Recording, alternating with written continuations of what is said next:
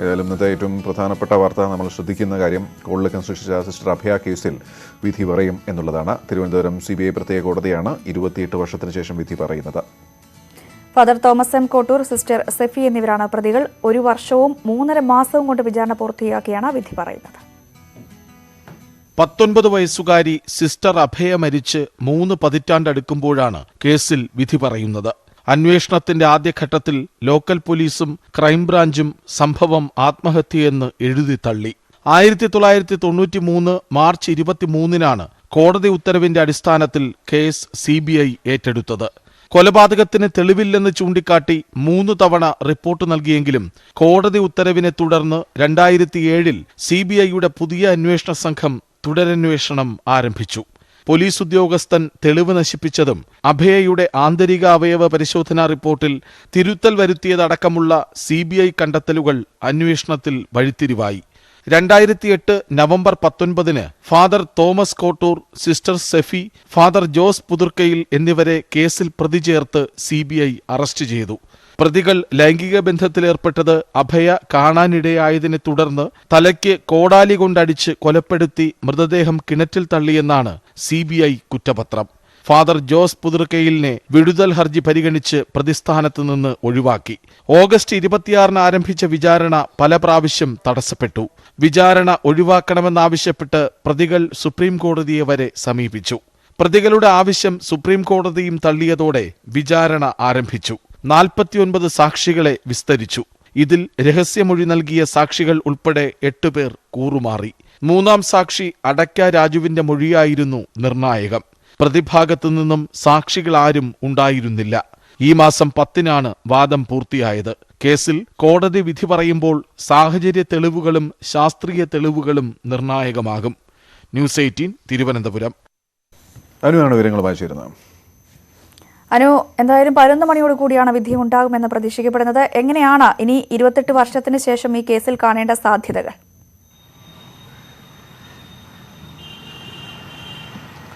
രഞ്ജിനി, ഏറ്റവും പ്രധാനം നേരത്തെ സൂചിപ്പിച്ചതുപോലെ 28 വർഷവും 9 മാസത്തിനും ശേഷമാണ് സിസ്റ്റർ അഭയ കൊലക്കേസിലെ വിധി തിരുവനന്തപുരം CBI പ്രത്യേക കോടതി പറയുന്നത്. 11 മണിക്ക് ജഡ്ജി K സനൽകുമാർ ജഡ്ജിയായ ബെഞ്ചാണ് വിധി പറയുന്നത്.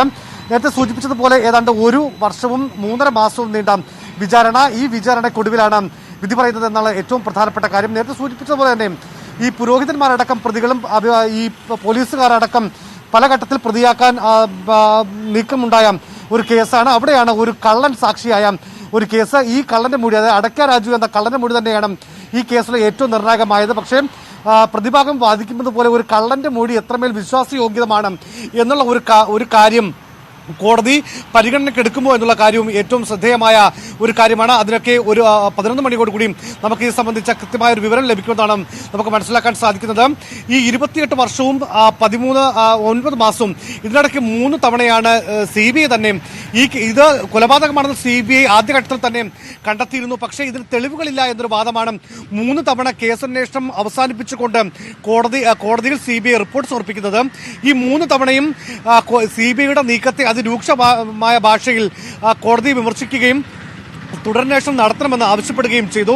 തുടർന്നാണ് 2008-ൽ ഈ കേസിലെ 3 പ്രതികളെ, അതായത് 1-ാം പ്രതി ഫാദർ തോമസ് കോട്ടൂർ, 2-ാം പ്രതി ഫാദർ ജോസ് പുതുർക്കയിൽ, 3-ാം പ്രതി സിസ്റ്റർ സെഫി, ഇതിൽ ജോസ് പുതുർക്കയിലെ പിന്നീട് തെളിവുകളില്ല എന്ന് കണ്ട് വിചാരണ പോലും കൂടാതെ ഒഴിവാക്കുന്ന ഒരു സാഹചര്യമുണ്ടായി. ഇപ്പോൾ നിലവിൽ 2 പ്രതികളാണ് ഉള്ളത്. ഇവർ നേരത്തെ സുപ്രീം കോടതിയിൽ വരെ വിടുതൽ ഹർജി നൽകിയെങ്കിലും അത് സുപ്രീം കോടതി തള്ളുകയായിരുന്നു. അതിനുശേഷമാണ് വിചാരണ ആരംഭിച്ചത്. 133 സാക്ഷികൾ, പ്രോസിക്യൂഷൻ സാക്ഷികൾ ഉണ്ടായിരുന്ന കേസിൽ ഏറ്റവും അവസാനം പല സാക്ഷികളും കൂറുമാറുന്ന ഒരു സാഹചര്യമുണ്ടായി. ഏതാണ്ട് രഹസ്യമൊഴി നൽകിയ സഞ്ജു പി മാത്യു എന്ന സാക്ഷി ഉൾപ്പെടെ 8 സാക്ഷികൾ കൂറുമാറി. ഒരു ഘട്ടത്തിൽ CBI പ്രോസിക്യൂഷൻ കോടതി പറയുകയുണ്ടായി, ഞങ്ങൾ നിസ്സഹായരാണ്, ഒരുപക്ഷെ കേസിന്റെ പ്രോസിക്യൂഷൻ നടപടികൾ മറ്റ് സംസ്ഥാനത്തിന് പുറത്തേക്ക് എവിടെയെങ്കിലും നടത്തണമോ എന്നൊരു കാര്യം കോടതി ഒരു ചോദ്യചിഹ്നമായി ചോദിക്കുന്ന ഒരു സാഹചര്യം പോലും ഉണ്ടായി. ഒരുപക്ഷെ നമുക്ക് ഈ കേരള ചരിത്രത്തിൽ തന്നെ ഇത്രമേൽ സങ്കീർണമായ കോളിളക്കം സൃഷ്ടിച്ച ഒരു കേസ് ഉണ്ടാകില്ല.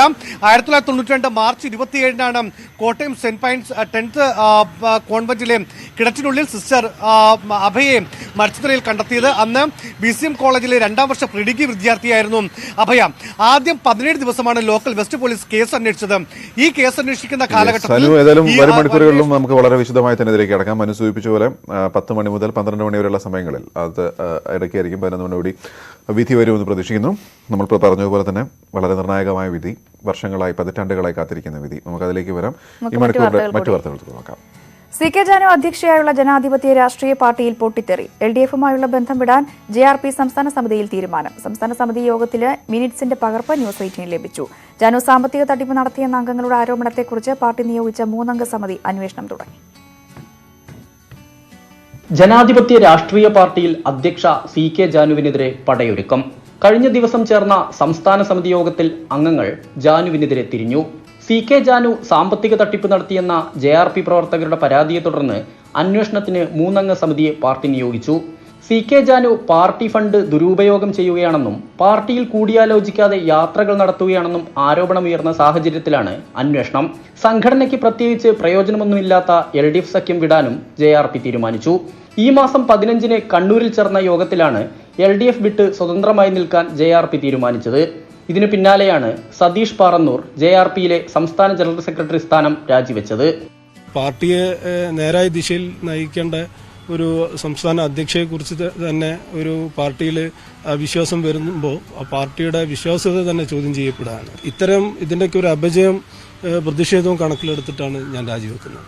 സംസ്ഥാന കമ്മിറ്റി അംഗങ്ങളായ പ്രദീപ് K, പ്രസീത, ബാബു എന്നിവരടങ്ങിയ 3-അംഗ സമിതിയാണ് ജാനുവിനെതിരെ അന്വേഷണം നടത്തുന്നത്. CK ജാനുവിനെതിരെ സാമ്പത്തിക ക്രമക്കേടുമായി ബന്ധപ്പെട്ട് നിരവധി പരാതികൾ ഉയർന്നിട്ടുണ്ടെന്ന് അന്വേഷണ സമിതി അംഗം പ്രസീത പറഞ്ഞു. കഴിഞ്ഞ സംസ്ഥാന കമ്മിറ്റിയിൽ അടക്കം ഉള്ള എവിഡൻസ് അടക്കം ആണ് അദ്ദേഹം പറഞ്ഞത്. അപ്പോ അതുപോലെ വയനാട് ജില്ലാ കമ്മിറ്റിയിൽ നിന്ന് കഴിഞ്ഞ ഇലക്ഷന്റെ ഭാഗമായിട്ടുള്ള സാമ്പത്തിക ഇടപാടിന്റെ ഒരു വിഷയം ഉന്നയിച്ചിട്ടുണ്ടായിരുന്നു. മുൻപ് NDAയിലുള്ള സമയത്തുള്ള സാമ്പത്തിക ഇടപാടിന്റെ കാര്യങ്ങളാണ് വന്നത്. എന്നാൽ ഇതു സംബന്ധിച്ച് പ്രതികരിക്കാൻ CK ജാനു തയ്യാറായില്ല. NDAയിലുണ്ടായിരുന്ന കാലത്ത് തന്നെ CK ജാനുവിനെതിരെ സാമ്പത്തിക ക്രമക്കേടുമായി ബന്ധപ്പെട്ട് ആരോപണം ഉയർന്നിരുന്നു. എന്നാൽ പാർട്ടി പ്രവർത്തകർ തന്നെ ഇപ്പോൾ പരസ്യമായി രംഗത്ത് വന്നതോടെയാണ് അന്വേഷണത്തിന് 3-അംഗ സമിതിയെ നിയോഗിച്ചിട്ടുള്ളത്. S. Vinesh Kumar, news 18, Kozhikode.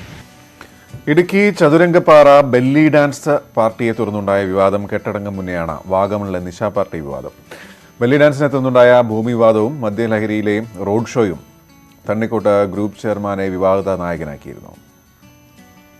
Thannikkott group MD crusher യൂണിറ്റിന്റെ ഉദ്ഘാടനവുമായി ബന്ധപ്പെട്ട് സംഘടിപ്പിച്ച നിശ പാർട്ടിയിൽ പങ്കെടുത്ത 28 പേർക്കെതിരെ നിസ്സാര വകുപ്പുകൾ ചുമത്തി ശാന്തൻപാറ പോലീസ് എടുത്ത കേസുകൾ ഇപ്പോഴും എങ്ങുമെത്തിയിട്ടില്ല.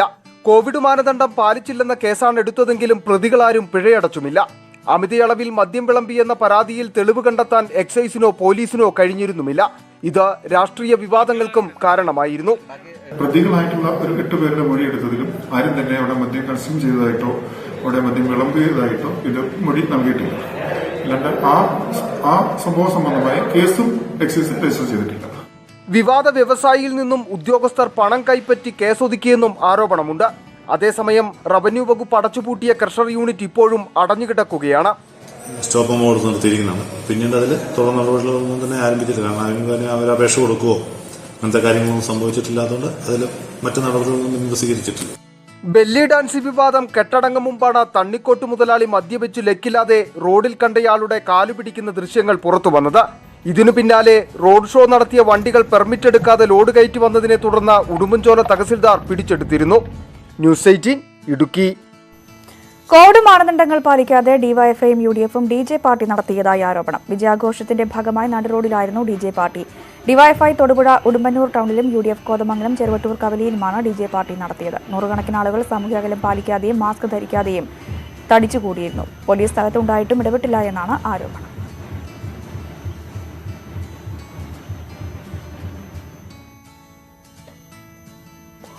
തങ്കാങ്കി ഘോഷയാത്രയ്ക്ക് തുടക്കം. കോവിഡ് മാനദണ്ഡങ്ങൾ പാലിച്ച് ആറന്മുള പാർത്ഥസാരഥി ക്ഷേത്രത്തിൽ നിന്നാണ് ഘോഷയാത്ര ആരംഭിച്ചത്. വഴിനീളെയുള്ള സ്വീകരണങ്ങൾക്ക് ഇക്കുറി നിയന്ത്രണം ഏർപ്പെടുത്തിയിട്ടുണ്ട്. ശശി നാരായണൻ നടത്തിയിരുന്നത്. ശശി, വിശദാംശങ്ങൾ. ഗോപി, അല്പസമയം മുമ്പാണ് തങ്കയങ്കി രഥഘോഷയാത്ര ആറന്മുള പാർത്ഥസാരഥി ക്ഷേത്രത്തിൽ നിന്നും പുറപ്പെട്ടത്. ഇപ്രാവശ്യം കോവിഡ് മാനദണ്ഡങ്ങൾ നിലനിൽക്കുന്നതിനാൽ വഴിനീളമുള്ള സ്വീകരണങ്ങൾ പൂർണ്ണമായി ഒഴിവാക്കിയിട്ടുണ്ട്. അതുപോലെ തന്നെ തങ്കയങ്കി കൂടെ അനുഗമിക്കുന്ന ആളുകൾക്ക് കോവിഡ് സർട്ടിഫിക്കറ്റ്, നെഗറ്റീവ് സർട്ടിഫിക്കറ്റ് ഉണ്ടാവണമെന്ന ഒരു നിർദ്ദേശം ഉണ്ടായിരുന്നു. അതുകൊണ്ട് തന്നെ ആളുകളെ കുറച്ചുകൊണ്ടുള്ള ഒരു രഥഘോഷയാത്ര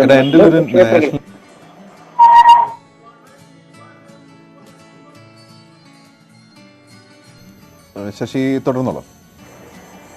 ഇപ്പോൾ ഈ രഥഘോഷയാത്ര ക്ഷേത്രത്തിൽ നിന്ന് പുറപ്പെട്ടിട്ടുണ്ട്. സാധാരണഗതിയിൽ മറ്റ് ക്ഷേത്രങ്ങളിലൊക്കെ തങ്കയങ്കി രഥഘോഷയാത്ര എത്തി അവിടെ നിന്നാണ് സാധാരണഗതിയിൽ ഇത്തരത്തിൽ സ്വീകരണങ്ങളൊക്കെ നൽകാറുണ്ട്. വഴിനീളമുള്ള ഈ ക്ഷേത്രത്തിൽ നിലവറയും നിലവിളക്കും വെച്ചുള്ള സ്വീകരണങ്ങൾ പൂർണ്ണമായി ഒഴിവാക്കിയിട്ടുണ്ട്.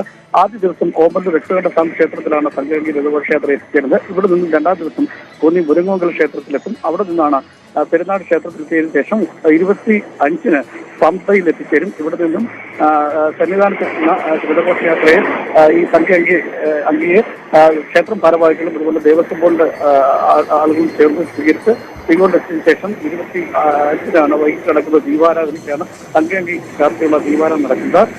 എന്തായാലും മുൻ വർഷങ്ങളെ അപേക്ഷിച്ച് ഈ വലിയ ഭക്തിനിർഭരമായ ഒരു ഘോഷയാത്ര ഇപ്രാവശ്യം വലിയ ലളിതമായ ചടങ്ങുകളോട് കൂടിയാണ് നടക്കുന്നത്. കോവിഡ് മാനദണ്ഡങ്ങൾ നിലനിൽക്കുന്നതാണ്. കർശന നിയന്ത്രണങ്ങളാണ് ഏർപ്പെടുത്തിയിട്ടുള്ളത്. ഇത്തരമൊരു ചടങ്ങ് സാധാരണഗതിയിൽ വലിയ ഭക്തി നിർഭരമായ ഒരു രീതിയിൽ തന്നെയാണ് നടന്നത്. പക്ഷെ രാവിലെ പുലർച്ചെ ക്ഷേത്രത്തില് ഈ തങ്കയങ്കി ദർശനത്തിലുള്ള സൗകര്യങ്ങൾ ഇപ്രാവശ്യം ഉണ്ടായിരുന്നില്ല. മുൻകാലങ്ങളിലൊക്കെ ഇത്തരത്തിലുള്ള ദർശനവും കാര്യങ്ങളൊക്കെ ഉണ്ടായിരുന്നു. ഇതൊക്കെ പൂർണ്ണമായി ഒഴിവാക്കിക്കൊണ്ടാണ് തങ്കയങ്കി രഥഘോഷയാത്ര ഇപ്പോൾ നടക്കുന്നത്. ആറന്മുള പാർത്ഥസാരഥി ക്ഷേത്രത്തിൽ നിന്നും തങ്കയങ്കി ഘോഷയാത്രയ്ക്ക് തുടക്കമായിരിക്കുന്നു. കോവിഡ് മാനദണ്ഡങ്ങൾ ഉള്ളതിനാൽ ലളിതമായ ചടങ്ങുകളോടുകൂടിയാണ് ഇത്തവണ ഘോഷയാത്ര.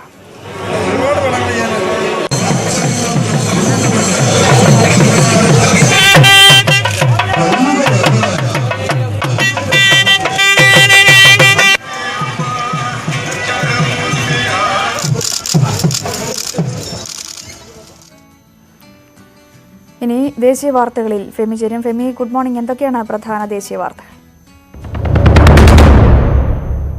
Good morning Ranjini. Good morning Gopi. Jammu കാശ്മീരിൽ ജില്ലാ കൗൺസിൽ തെരഞ്ഞെടുപ്പിന്റെ വോട്ടെണ്ണൽ ഇന്ന് ആരംഭിക്കും. അതുപോലെ തന്നെ നീതി തേടിയുള്ള കർഷകരുടെ സമരവും തുടരുകയാണ്. വിശദമായി തന്നെ നോക്കാം.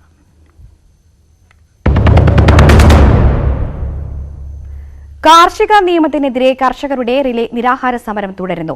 നിയമം പിൻവലിക്കാതെ പിന്നോട്ടില്ലെന്ന നിലപാട് കർഷകർ ആവർത്തിക്കുകയാണ്. പ്രശ്നപരിഹാരത്തിന് സർക്കാരിന് താൽപര്യമില്ലെന്നും മുൻവിധിയോടെയാണ് സർക്കാർ സമീപിക്കുന്നത് എന്നും അഖിലേന്ത്യാ കിസാൻ സംഘർഷ് കോർഡിനേഷൻ കമ്മിറ്റി ആരോപിച്ചു. അഖിലേന്ത്യാ കിസാൻ സഭയുടെ നേതൃത്വത്തിൽ ഇന്നലെ മഹാരാഷ്ട്രയിലെ നാസിക്കിൽ നിന്നും ആരംഭിച്ച കർഷക മാർച്ച് 1200-ലധികം കിലോമീറ്ററുകൾ പിന്നിട്ട് മറ്റന്നാൾ രാജസ്ഥാൻ ഹരിയാന അതിർത്തിയിൽ എത്തിച്ചേരും. ജമ്മു കാശ്മീർ ജില്ലാ കൌൺസിൽ തെരഞ്ഞെടുപ്പിന്റെ വോട്ടെണ്ണൽ ഇന്ന് 9 മണിക്കാണ് വോട്ടെണ്ണൽ ആരംഭിക്കുക. ജമ്മു കാശ്മീരിന്റെ പ്രത്യേക അധികാരം എടുത്തുകളഞ്ഞതിന് ശേഷം നടക്കുന്ന ആദ്യ തെരഞ്ഞെടുപ്പാണ് ഇത്. ഗുബ്ഖർ സഖ്യവും ബിജെപിയും കോൺഗ്രസും തമ്മിലായിരുന്നു പ്രധാന പോരാട്ടം. ജമ്മു കാശ്മീർ ജില്ലാ വികസന കൌൺസിൽ തെരഞ്ഞെടുപ്പിന്റെ വോട്ടെണ്ണാൻ ഇരിക്കെ പാർട്ടി നേതാക്കളെ തടങ്കലിലാക്കിയെന്ന് ആരോപിച്ച് മുൻ മുഖ്യമന്ത്രി മെഹബൂബ മുഫ്തി. PDPയുടെ മുതിർന്ന നേതാക്കളായ നയീം അക്തർ, സർതാജ് മദനി തുടങ്ങിയവരെയാണ് കരുതൽ തടങ്കലിൽ ആക്കിയത്. എന്നാൽ പോലീസ് ഇതിനോട് ഇതുവരെ പ്രതികരിച്ചിട്ടില്ല. തെരഞ്ഞെടുപ്പിൽ കൃത്രിമം കാണിക്കാനാണ് BJP ശ്രമമെന്നും മെഹബൂബ ആരോപിച്ചു. മഹാരാഷ്ട്രയിലെ എല്ലാ മുനിസിപ്പാലിറ്റി പരിധികളിലും ഇന്ന് രാത്രി മുതൽ കർഫ്യൂ. ബ്രിട്ടനിൽ കോവിഡിന്റെ പുതിയ വകഭേദം കണ്ടെത്തിയ സാഹചര്യത്തിലാണ് ജാഗ്രതാ നിർദ്ദേശം. രാത്രി 11 മുതൽ രാവിലെ 6 മണി വരെയാണ് കർഫ്യൂ. അടുത്ത മാസം 5 വരെ കർഫ്യൂ തുടരും. യൂറോപ്പിൽ നിന്നും ഗൾഫ് രാജ്യങ്ങളിൽ നിന്നും വരുന്നവർക്ക് 14 ദിവസത്തെ ഇൻസ്റ്റിറ്റ്യൂഷണൽ ക്വാറന്റൈനും നിർദ്ദേശം നൽകി. BJP എംപിയും യുവമോർച്ച പശ്ചിമ ബംഗാൾ അധ്യക്ഷനുമായ സൗമിത്ര ഖാന്റെ ഭാര്യ സുജാത മൊണ്ടാൽഖാൻ തൃണമൂൽ കോൺഗ്രസിൽ ചേർന്നു. തൃണമൂൽ നേതാക്കളെ കൂട്ടത്തോടെ പാർട്ടിയിലെത്തിക്കാൻ BJP നീക്കം നടത്തുമ്പോഴാണ് ഈ തിരിച്ചടി. എന്നാൽ BJP വിട്ട സുജാത മൊണ്ടലിന്റെ നടപടി വലിയ തെറ്റാണെന്നും വിവാഹമോചന ഹർജി ഫയൽ ചെയ്യുമെന്നുമാണ് സൗമിത്ര ഖാന്റെ പ്രതികരണം. വീണ്ടും ഗോവയിലേക്കും രഞ്ജിനിയിലേക്കും. നമുക്ക് മറ്റു ചില റിപ്പോർട്ടുകൾ കൂടി നോക്കാം. ബസ്സുകൾ ഉൾപ്പെടെ വാഹനങ്ങളുടെ ചെറുരൂപങ്ങൾ നിർമ്മിച്ച് വിൽപ്പന നടത്തുന്ന ഒരാളെ പരിചയപ്പെടാം. കൊട്ടാരക്കര പവിത്രേശ്വരം സ്വദേശി സുനിൽകുമാറാണ് റബ്ബർ ടാപ്പിംഗ് ജോലിക്കിടയിലും കൗതുകകരമായ മിനിയേച്ചറുകൾ നിർമ്മിക്കുന്നത്.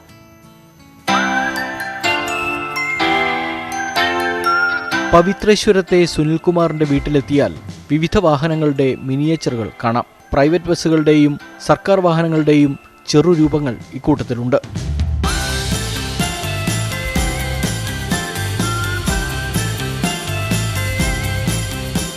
ബസ്സുകളോടുള്ള ഇഷ്ടമാണ് സുനിൽകുമാറിനെ കുഞ്ഞൻ രൂപങ്ങൾ നിർമ്മിക്കാൻ പ്രേരിപ്പിച്ചത്.